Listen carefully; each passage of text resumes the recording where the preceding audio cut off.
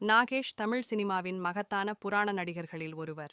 கோலிவுட் கண்ட சிறந்த நகைச்சுவை நடிகராக அவர் பரவலாக போற்றப்படுகிறார். சார்லி சாப்ளினால் ஊக்கமடைந்து, உடல் மொழி, முகபாவனை மற்றும் இயல்பான நகைச்சுவை நேர்த்தி ஆகியவற்றின் மூலம் தமிழ் திரையுலகில் முற்றிலும் புதிய பரிமாணத்தை அவர் அறிமுகப்படுத்தினார். நகைச்சுவையை தாண்டி, குறிப்பாக கே. பாலச்சந்தர் இயக்கிய திரைப்படங்களில் நடுத்தர வர்க்க மனிதர்களின் வாழ்வியல் உண்மைகளை ஆழமும் நுணுக்கமும் கொண்ட நடிப்பால் வெளிப்படுத்திய ஒரு சிறந்த குணச்சித்திர நடிகராகவும் அவர் திகழ்ந்தார். தமிழ், தெலுங்கு, மலையாளம், இந்தி உள்ளிட்ட மொழிகளில் 1000த்திற்கும் மேற்பட்ட திரைப்படங்களில் நடித்திருப்பது மிகச் சிலரே எட்டிய சாதனை. அவரது சிறப்பான பங்களிப்புகளுக்காக தமிழ்நாடு மாநில திரைப்பட விருதுகள் உள்ளிட்ட பல முக்கிய விருதுகளை பெற்றுள்ளார்.